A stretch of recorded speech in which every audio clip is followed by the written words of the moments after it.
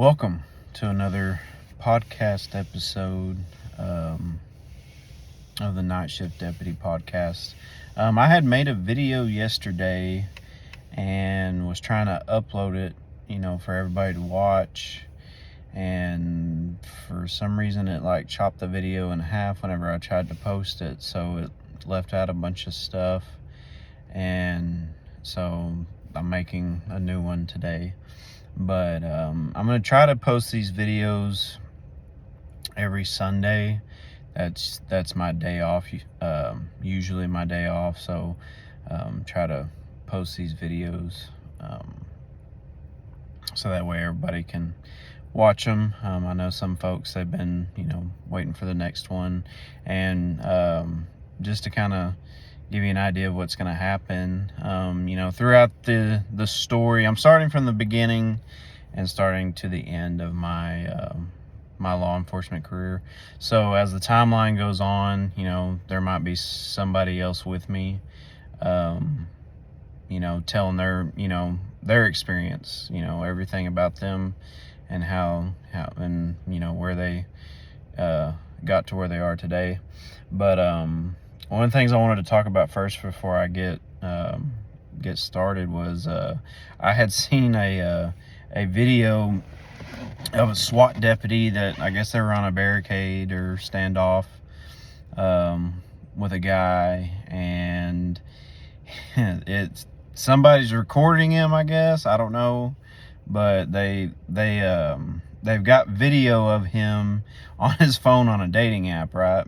I'm sure everybody probably saw it. There was a lot of people, that were commenting about it, saying okay, what's the problem? And then you got a lot of people that are, just being very negative about it. That's just another thing, somebody's got to bitch about law enforcement. But, I had watched what the sheriff had told, I guess, media. He was talking about there's going to be an investigation. I'm like, what all investigation do you need to have happen? I mean, you watched it, which I'm sure their department has, policies on being on your phone during situations and stuff. I'm pretty sure there's probably a policy for everything now in today's time of law enforcement. Just how things have changed over the years. But I guess the point I was trying to make is, everybody's got something to complain about. The public, they see that and boy, they just go left field with it and just start just saying all these things. But God forbid if they seen it, it was a person that was, transgendered or identified as a cat or something like that, I guarantee you nothing would be said. But, that's my opinion. Take it for what it's worth. A lot of things you'll hear me say, I will end it off with, that's just my opinion. Everybody has a right to their own opinion. If some of the things I say you don't agree with, feel free to say something. I mean, there's nothing wrong with somebody else not agreeing with what I say. I mean, we have grown up in a society now that if, I have an opinion on something and somebody else has an opinion on something, well, they don't like my opinion, they can't be an adult about it. But anyways, I'm gonna go ahead and start the story of this. So my senior year of high school, I had a very good high school experience, I guess. I wish I would have done a lot more. I grew up in a small town in Sulphur Springs, Texas. Started school there from 7th grade and finished out there. But, in school, I was always a terrible test taker, especially with math. All the other subjects I really liked, but math, I just hated math. Couldn't get it. couldn't understand it. So my senior year, I didn't want to go to school at all. You know, I had a job at the time and was making money, you know, buying my own stuff. And I was like, man, I like this better than going to school. I mean, who doesn't, right? You know, nobody likes going to school. But so I think a lot of it was just because, you know, I was lazy and just didn't want to get up and go. But so one day, you know, I had skipped school and I had came home and my mom was getting ready for work, and I walked in, she's like, hey, how was school today? I'm like, oh, well, it was good. And she's like, oh yeah, well, she had threw me the letter with all the dates that I had missed, and I didn't know, you know, about truancy, you know, at that time. So they ended up kicking me out of school my senior year of high school. And you know, my mom's like, well, I don't know what the fuck you're gonna do, but you can't be around here with, you know, without an education. So the next day I had went back up to the school and, you know, was sitting there just talking to them and just begging them to please let me back into school, you know, because I'm like, man, I want my high school diploma and everything like that. And so they let me go back, but I had to go back next year. So instead of going to the actual campus, I went through, at the time it was called a REACH program.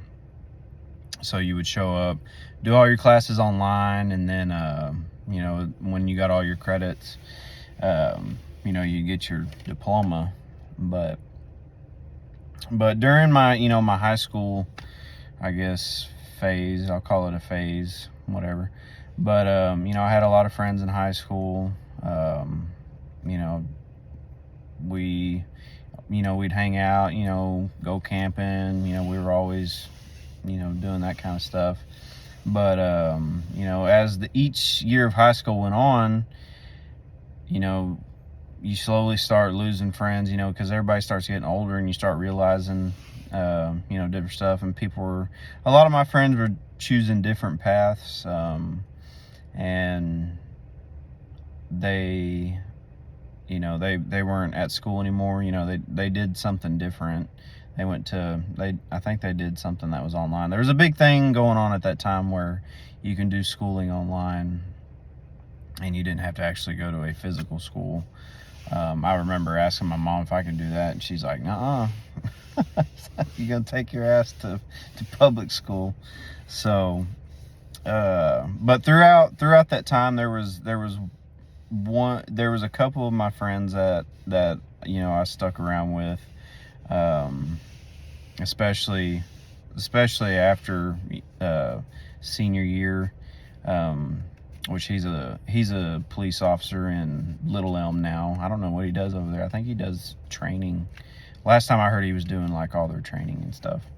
But he once he graduated school, you know, we were all out of school. I believe he started working at a PD that was local, dispatching. So, you know, he was always telling me about all the crazy stuff they were getting, because it was a college town. So there was a lot of crazy stuff that was going on. And,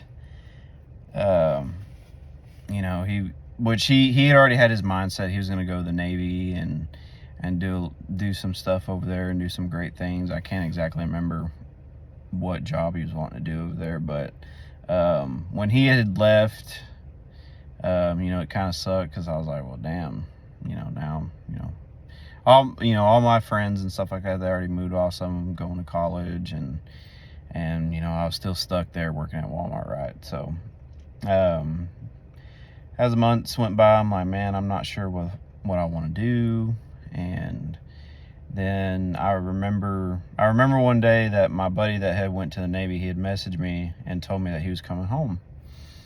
So I was like, oh, wow, you know, what happened? And I can't exactly remember what happened, but they sent him home over something. It was something dumb.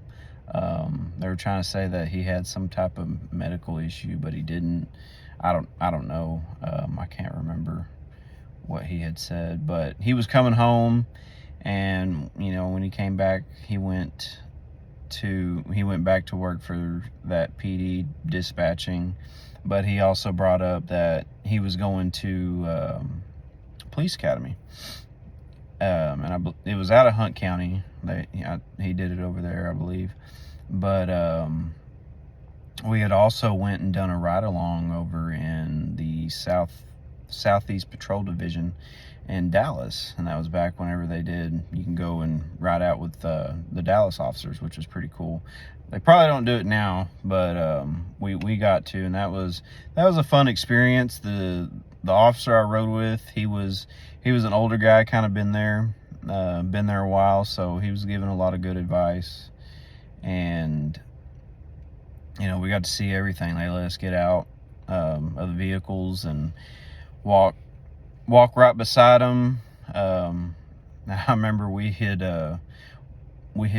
went somewhere in the district we were in, pulled up, and the gang unit was out there. So we got to see some of that, and they're like, oh yeah, there was a shooting that happened out here. The night before last, we're like, oh wow. Well, I seen my buddy, he had pulled up with the officer he was riding with, so we were trying not to fucking smile from ear to ear at one another, because we were like 18, 19, riding out with the police, right? But so that was a very fun experience. And then that's when I had figured out, I'm like, yeah, I want to do this job. This is what I want to do. So a couple years later, a couple years go by. My buddy had graduated the police academy and started going to work for the PD that he was dispatching at. So now he's telling me about all the calls he's going on, all the stuff he gets to experience. And I'm still working at Walmart at the time. So I'm he's telling me all these stories, and I'm like, oh man, this is great. And well, he had ended up leaving that PD, and he went over to start working at Rains County, where I used to work. So he was like, man, working county, that's a whole lot better. You got so much real estate to work. So I believe the year that I had went to the academy was in 2018, and it was in the spring. So while, any free time that I had, I was always going out and riding out with my buddy in Rains County, kind of seeing how everything was, because I wanted to work there with him. So, got to ride out as much as I could. And then day one of the academy started, and I was nervous as all get out. I also, one of the things that took me a little bit to finally sign up for the academy was I was afraid of change. At that time, I was afraid of change, and was always afraid of the unknown. And what I've come to learn now is, you won't know until you try. Whether that's, going to a different department or doing something different, or just anything really. But so day one in the academy, I think we were the smallest class that whole year, because every time we would go like to the college or do anything specialty for the academy, there was all these other, the classes, they were huge, but it was only 8 of us. So I remember we get there, the instructor, he's telling us all the rules, and the tests that we're gonna have to take, and you only get one chance to take the test again, and if not, they kick you out. But so that kind of worried me a little bit, because I was excited, and that's what I want to do. And they're like, well, if you fail, you fail one time and can't pass it, we're just gonna kick you out. So you could be almost at the end, and and then get kicked out. So there was one guy there. He was muscled up. You could tell he worked out every single day. But day one of the academy, the instructor was messing with him first. right off the bat. But our class, we became pretty strong, tight-knit group, in my opinion, during that time frame. There was one guy in particular. He was kind of different. When we would go to college, he never came and ate with us when we went to dinner, or stayed at the hotel that we were staying at. But we had made shirts, had shirts made, and all of us were selling shirts, so that way we could pay for all the food that we were eating there, and then the places we were staying. That way we weren't really coming out of pocket with stuff. So, and then we had some money left over, and we actually got to buy our instructor, which he was the chief of the police department at Quitman PD, where we did majority of our classroom time.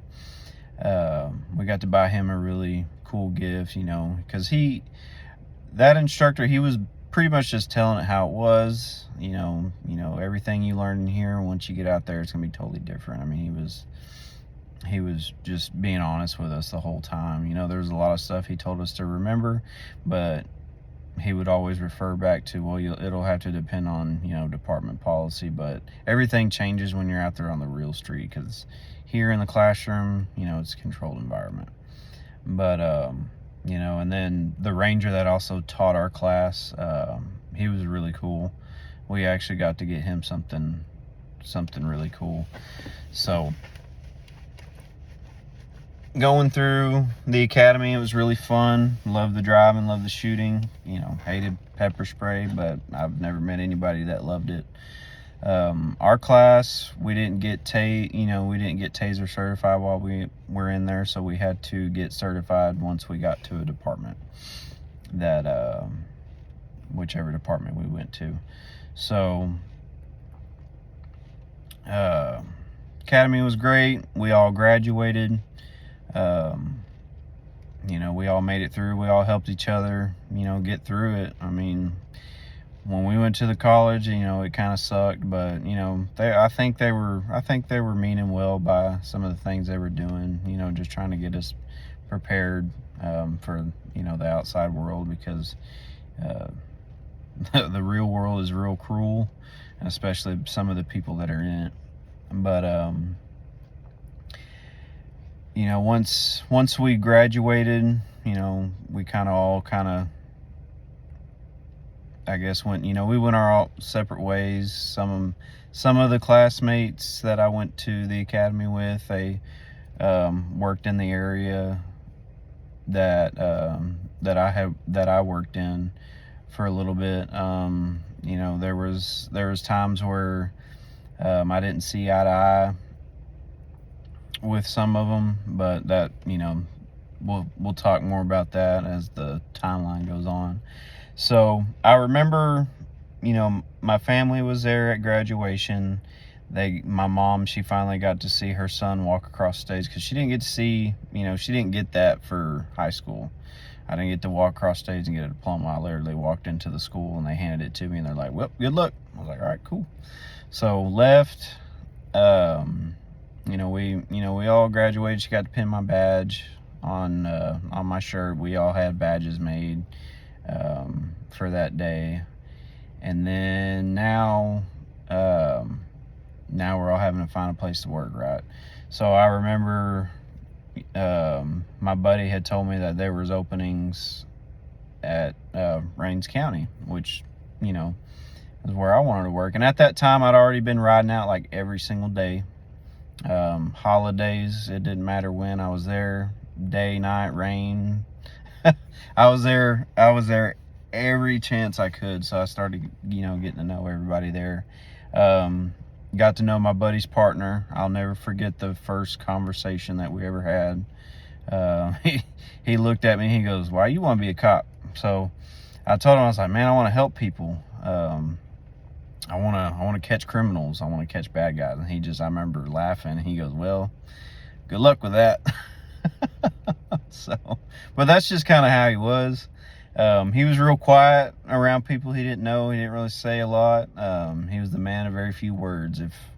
If he didn't know you, he didn't really say much. So I remember I applied.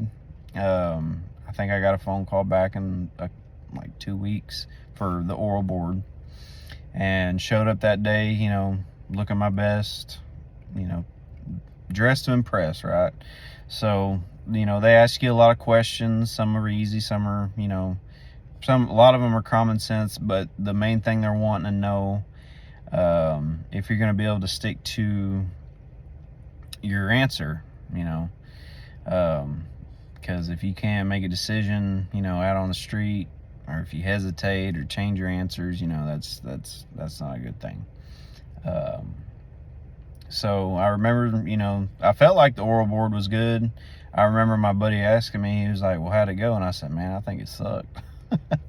So he's like, well, I mean, that's a good thing to feel, I guess. Don't get overly excited just in case, something happens. So I think it was maybe a week later, I got a phone call and they wanted me to do an interview with the sheriff. Now at this time, this department only had a sheriff and a chief deputy, and I think he was a captain at the time. I can't remember if they gave him the rank of captain then. I know when I got there, he was a captain. So, but that was the only rank structure they had. There was no sergeants, no corporals, or anything like that at that time. And this was December of 2018. I don't remember the actual day. But so I go and have my interview with the sheriff, and he was old guy. He had started there as a deputy when there was a different sheriff there. So he was there for a very long time. And, he was asking me about myself, things I like to do and everything. But, he would ask me, well, how's your family going to like you working, nights? I'm like, well, I don't think they'll have an issue with it. And I said, well, they kind of don't have a choice, because this is what I wanted to do for a long time. And then, he's like, you're not scared of nights, are you? I was like, no, I'm not. Night time's where all the fun is, in my opinion. So that was one thing at that time frame that they were pretty good grip on. If you were scared, they made sure to call you out on it and get you out before you hurt somebody. Now at that place, I think they like it, in my opinion. But that is a story for later. So I get my day that I'm supposed to start. I think it was on a Friday. So I got to meet my FTO. He was a short guy. His name was Brian Robinson. And there was an older guy that was working as well. So it was 3 of us plus an Emory officer that worked 6 p.m. to 6 a.m. with us. And then the other 2 cities. So in Rains County, there was 3 cities in that county: Emory, Point, and East Tawakoni. I believe they would stay out to maybe 2 midnight at that time. But everybody was pretty proactive in the cities. So that was at that time. They had a chief over there in Point. He was very pro being active, and he works over in Hunt County. But at that time, he was very proactive. I know he was writing a lot of search warrants for dope houses and stuff. But so first night, I get to meet my FTO. He kind of reminded me of Ryan Reynolds, just the way he acted. He was always joking with everybody, just doing some of the most dumb shit I've ever seen. But he was real smart. The one thing he liked to do was, make sure, training, that was a big thing for him, and at that time training was kind of scarce because, money, that's what we were told. So, we would go to the shooting range a lot. We would go buy our own ammo and go to the range and train. And I remember he would set up little GoPros in certain spots, and then later on, when we weren't doing anything that night, we'd watch it and just kind of, we would critique each other. Which I liked a lot, because at that time, the people that are on shift that you work with, those are the ones you're gonna be with, because we always had the cities come and help us with high call, that involved weapons or more than one person. So it was kind of nice to have a lot more backup when those situations occurred. Me being the new person, that was kind of nice. But I learned a lot from the Emory officer that worked there, because at one point, in this, it was just me and him working the whole county. So I kind of had to learn quick. But got to meet him, some of the point officers that were working there at the time, and some of the East Tawakoni guys that were working there at the time. But first week I'm sitting in the car with my FTO and just kind of learning the basics of it. I mean, that's what he told me the first week, just kind of observe, your observe week. And second week started driving. That was really, really fun. I get to be, I'm here. That's what I've always wanted. And driving, loved it whenever we got to get run code for the first time. That was awesome. Of course, my FTO probably didn't like it because I drove like shit, because I wasn't used to driving like that. But over time, you get acquainted with it, and you're more comfortable with it. And then some people, they just can't drive worth shit. Sorry. But then once I started showing my FTO that I was progressing really fast. Now, mind you, I have been riding out like all the time over there and seeing my buddy do stuff. So the first time I was driving, and then I picked up the mic and started running a license plate, and he was like, oh man, have you done this before? I was like, no. I said, I watched my buddy do this, and he was teaching me stuff. So by the third week, I think I had my own car, and I was in my own car. I really think it was because I think he just wanted his own space again, which I kind of understand that whenever you become an FTO. You get your go bags and stuff like that all set up in your passenger seat how you want it, and then one day you got somebody in your car and you got to move it all. So I kind of understand that.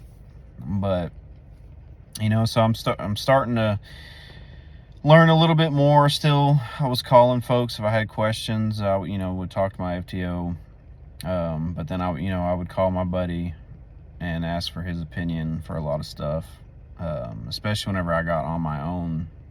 I would call him. But then over the years, a lot of people have come there and had knowledge, and then they would leave and go to a different place. So I got to learn from them. But one of the first time that I had went to a DOA, I will never forget. It was this elderly woman. Her husband had passed away, but he was on hospice. So for people that don't know, when somebody passes away and they're on hospice, you got to notify hospice, JP, and everything like that. And hospice is actually the ones that you got to wait for it to come. And I can't remember what it was they had to do before the funeral home came. But so I remember showing up, and she's upset, and they're telling me, yeah, he's on hospice. So, and hospice, if you're lucky, they'll be there in 30 minutes, but in this case they didn't really have a time. So I remember my FTO and the Emory officer looking at me, and they're like, hey, it's gonna be a while, and she's gonna be here by herself. I'm like, okay. I said, I can stay here, be with her while y'all go take calls, because there was a bunch of us working. And at that time, Rains County would that probably was the only call we got that whole night. When I first started there, we were getting maybe a cow call a night, but then a lot of it was proactive police work. So you were actually going out and making your own work, is what I call it. But so I stayed, and waited for hospice. I remember the elderly lady, she had offered me a glass of tea, and of course I wasn't going to say no, but it was unsweet tea, and I wasn't going to be that asshole that was like, hey, you got any sugar?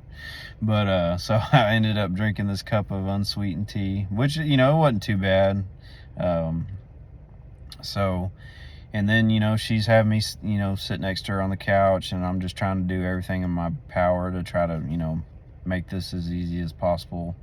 Because, there's nothing you can really say or do that's going to change how they feel, but they will always remember everything you did that day. And I remember hospice showing up. Well, when she saw it, she was like, who's that? And I said, I think that's hospice. Well, it was. Well, this dude, he had colored hair, fucking piercings from head to toe, it seemed like, and the lady was terrified, and she asked me, are you gonna leave? And I said, well, do you want me to stay here while he's here? And she's like, yeah, I don't like the way he looks. I was like, yeah, I don't blame you, I wouldn't want to stay here. So I stayed there with her, just kind of kept her filled at ease, made her feel at ease, because this guy, I was like, geez Louise, this is what they hire. But they ended up, doing their thing. Funeral home came, and I remember when I left, it was like 2, 3, 4 o'clock in the morning maybe. But I had told her, I said, look, if you need anything, if you hear something in your backyard, or just if you just need somebody to talk to, feel free to call the sheriff's office. And I think we were off the next couple of days. I remember coming back to work, and there was a card in my box from her, and I still have that card to this day. And she wrote on there, how she's thanking me, and that made me feel really good that I could bring her some type comfort that night, because that's a pretty shitty night for somebody. And I will never forget that. That made me feel really good. I always like being able to, that was probably one of my favorite calls, is whenever elderly people would call if they heard something in their house. You show up and you're like, hey, you want us to clear it for you? And they're like, oh yes, would you please? And to me, that was like free training, because you get to clear a house that you never cleared before, so there's always different obstacles and stuff. That's how I perceived it for me. So it was really, those were the nice calls, because they were so appreciative of it.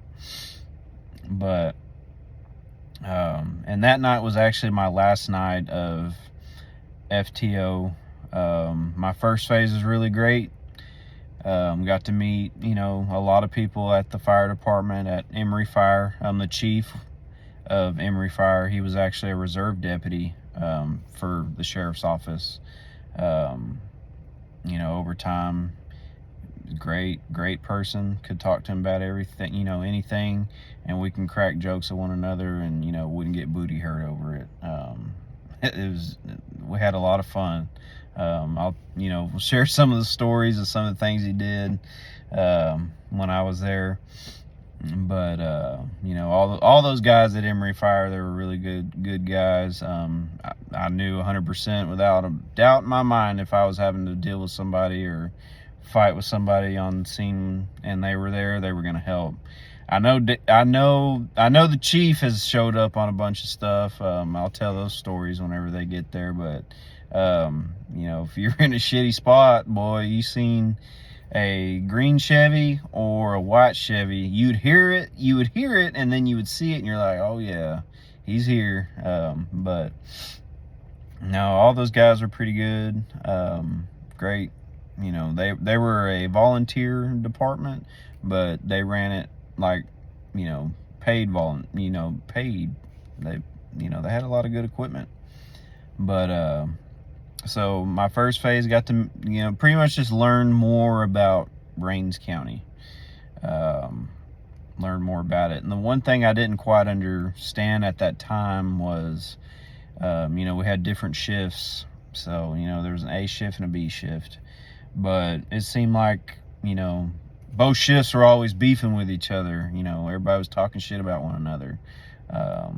You know, a lot of people were armchair quarterbacking, you know, different things that, you know, other officers would do. And my only, you know, saying on that is, well, you know, everybody's different. You know, there's some stuff that you're like, yeah, you probably shouldn't do that. But the worst thing that can kill morale is people that are just armchair quarterbacking other people. You know, that would happen a lot when I had first started there, and I never understood why, because we were supposed to be all on the same team, right? But so I was, you know, learning how to deal with that. Didn't quite understand it, but you know, as this story continues, you'll learn more about more of the stuff that was going on up there at that place. There's a lot of good times up there too, don't get me wrong. But it's just crazy how much it's changed there, and just everything about it, and just all the things I've seen there. Just, it would blow a lot of people's minds, and the citizens that live there, it would blow their minds. I know it would. But when so my next phase 2, I was on days, and I remember the Emory officer telling me about, you know, the DA's office and everything like that. And he was actually, I want to say he was the one that told me, hey, go meet him one, you know, go talk to him one day. But, you know, I would always hear other officers talk about, you know, he was always after cops. And I'm like, what? I'm like, what? You know, why would he be that way? So the first time I ever met the DA of Rains County, his handshake is very soft, very creepy. He gives me the weird, you know, everybody's got that one weird uncle, you know. But the first time I shook his hand, I was like, oh shit. I said, his hands are really soft. He got a real soft handshake, you know, just saying. But I asked him, because I wanted to know what I could do to be better on my reports, you know, to get more convictions, because we were working our own cases. We didn't have investigators. So I remember the answer I got was the whole history of Rains County, and that was it. That's all I got. And I was like, well, this was a waste of time. I ain't coming back here. So I left and just went back to doing my thing. You know, the advice I was given is, you know, just turn in your cases and don't worry about what happens to them, you know, later, because it, you know, there's nothing you can do about it. So took that advice. Every now and then I would kind of get mad whenever my case would either get no billed or, you know, probation. That was a real common thing the DA's office would do. Probation. Come to Rains County, leave on probation. But you know, even some of the child molesters, they're getting probation over there. So, but so, you know, just started just doing my thing, learning as I went. My whole FDO process was pretty much a sink or swim kind of thing. You know, they threw me out there and just kind of see if what I could do.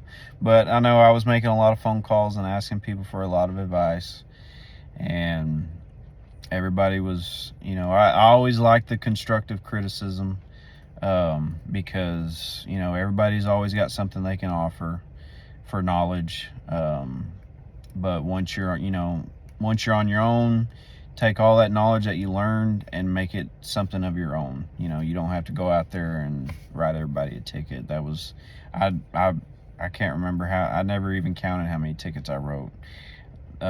If you got a ticket from me, it was because you pissed me off and you were being an asshole. Simple. Or it was just something that, you know, I can write you this ticket, or, you know, take you to jail over it. So which one you want?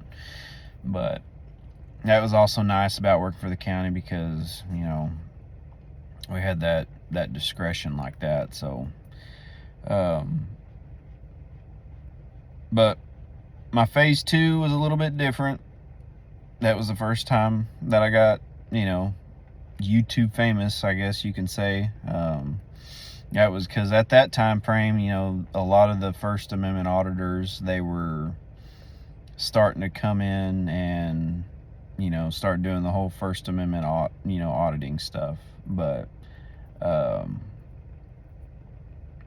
and I was always watching them so that way I can learn, stuff from it. But that day it was a weird day, because apparently he had spit in somebody's face that day, and I remember my FTO going over there and telling me to go talk to him. And I wish I would have had a little bit more knowledge in verbal judo, as they call it that day, because if we would have figured out if he actually did assault somebody, and he's not identifying, then we all know what happens after that. But it was just crazy to how small that department was, because I think there was only 11 of us that was there, but it was only 2 people on a shift. And then sometimes if somebody called out, then you were the only one. So if you were on nights and somebody didn't come to work, you were working by yourself that night, and hopefully there was a trooper on. But and we worked or at least every shift that I was on, we worked our own accidents. The troopers that were working in Range County, those guys were a different breed. They were great troopers to work with. Learned a lot from them, because they were the only ones that I had as backup at the time, because there were times where you work by yourself. So the game warden that worked there, he was a really good guy as well. You'd never know when he was on until he got up on the radio. And then I always, if he keyed up on the radio, I would go try to make sure he was okay, because they, some of them, they work by themselves, and sometimes they'll have somebody with them. But game warden's a great guy. I think we had a pretty good relationship. Anytime he needed something, he would call. Anytime I need something, I'd call him. But there was a quote that I had heard, and I wanted to share it before I end this video. I'm going to stop at part 2 of my FTO phase, but I can't exactly remember how it is. But don't let obstacles in your way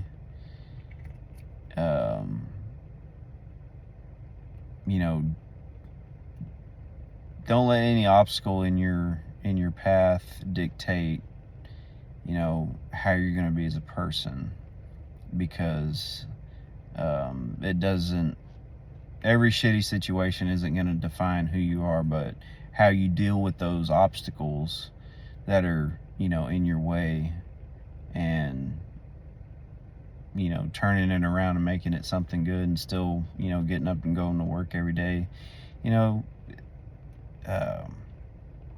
It really says a lot about you whenever you can come up out of something that's bad. So anybody that's out there that's having a hard time, or going through IAs, or the legal system because of something that happened on the job, that's a very stressful time. I know from experience. But if you know anybody that's going through something like that, I answer my phone all the time. If I see people message me on social media, I try to message back pretty fast, because I like talking to other people from different states. And I've had a lot of people from different states reach out and just kind of tell me their story and what they're doing, and I really like that kind of stuff. Still miss law enforcement today. A little bit, some of the stuff, not all of it. I hate how that department had turned into. as soon as I'd left, because, you know, after I had left, I started hearing a lot of things about that was going on up there, and I wish, you know, I wish everybody that I worked with up there the best. If you're still there, or anybody that's still there, I know a couple of people that I worked with, they're not there anymore, over some pretty shitty situations that, you know, I'm like, wow, really? You're going to that low? But there a lot of Forney guys that used to work at Forney are starting to work there. So, you know,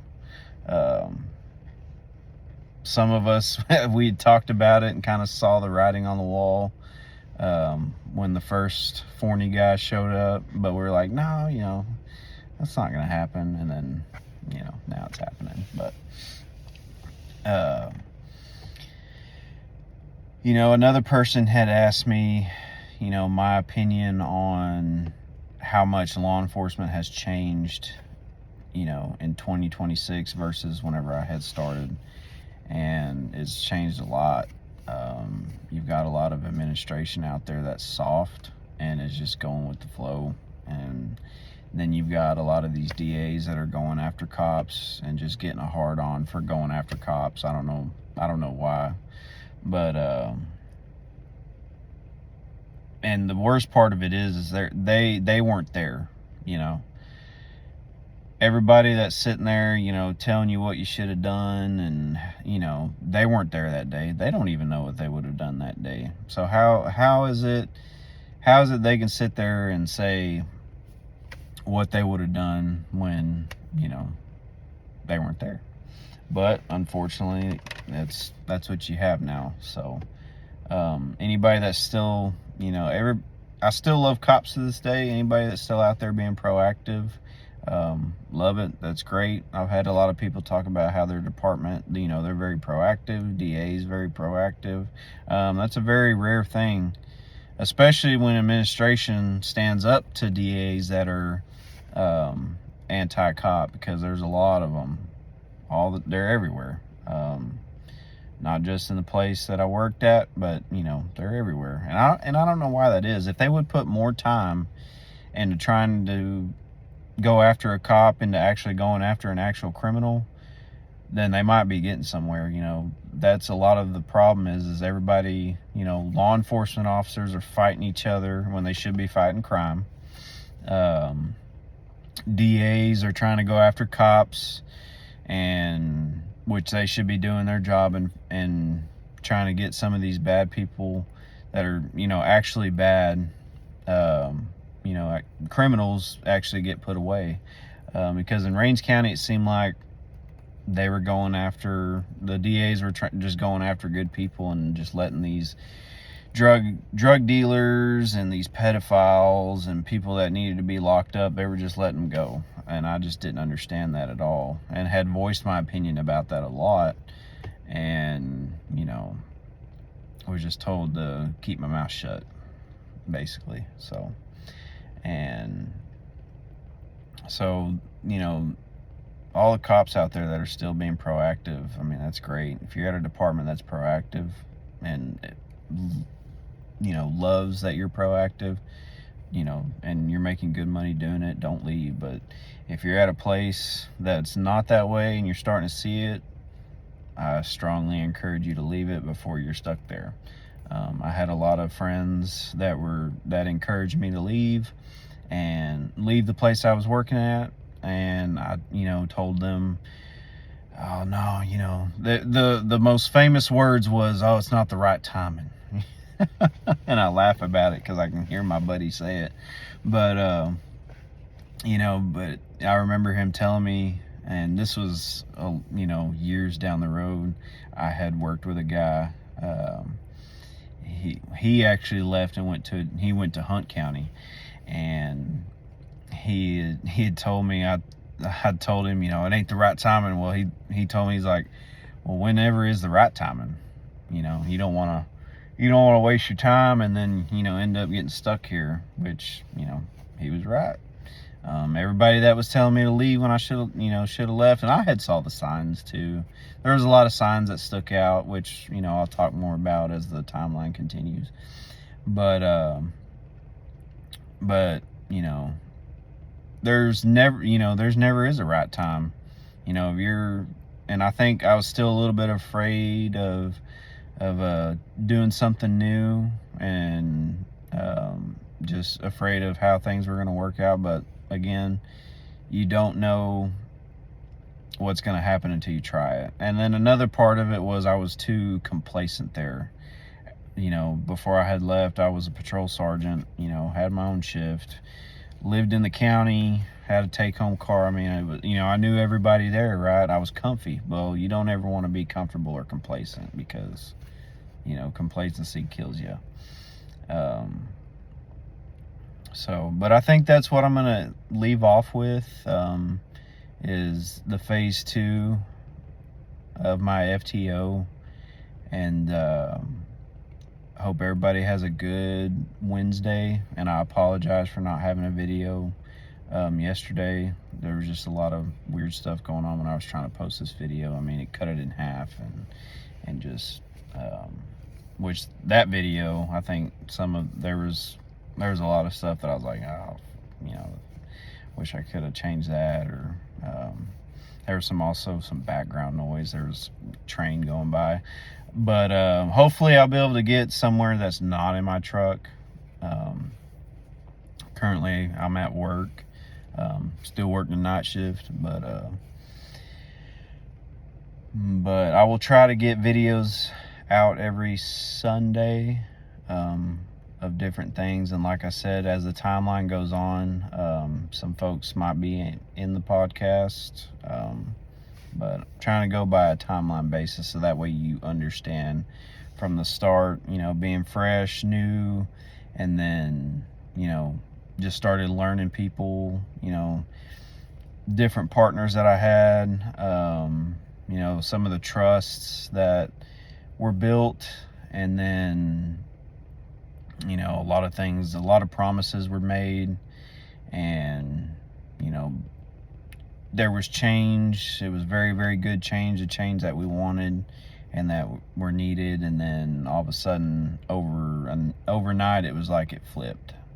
But so I hope everybody has a good Wednesday morning, and, you know, stay looking out for the next video. It'll be Sunday, and you know, share it along with everybody. You know, share it everywhere.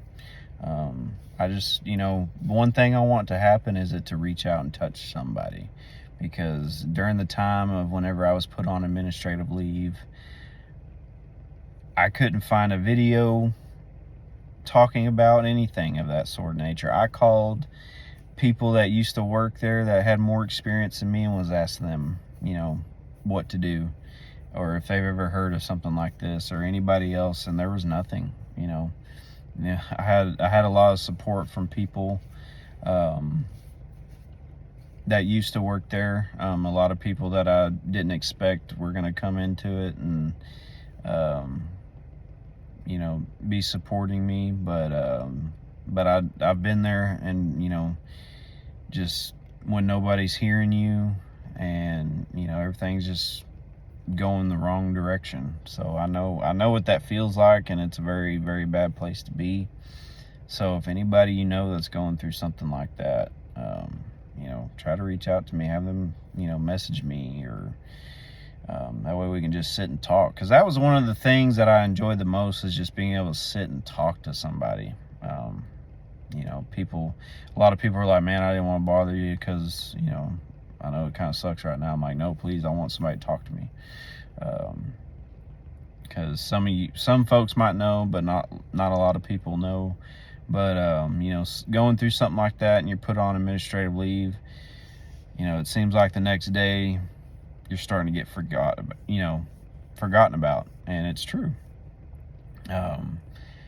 You know, some folks will come and check on you, but, you know, the department itself, the administration itself, they don't. Some places, not all. But you know, anybody you know that just needs it, just to sit and talk to somebody that they don't know but has been through that. Because, you know, one of the things they tell you is, oh, don't talk to nobody, you know, don't do this, don't get on social media, blah blah blah blah blah. But You know, I think there's reasons why they don't want you talking to people. That way, you know, some of the spotlight doesn't get not, you know, shown on them as well. They just want it all about you because, you know, social media, as soon as things start getting posted on social media, the public just makes their own story of it and makes you out to be a monster whenever they weren't even there and they don't even know anything about it. You know, it's just the big telephone game. But hope everybody has a good Wednesday. Be looking out for the next video.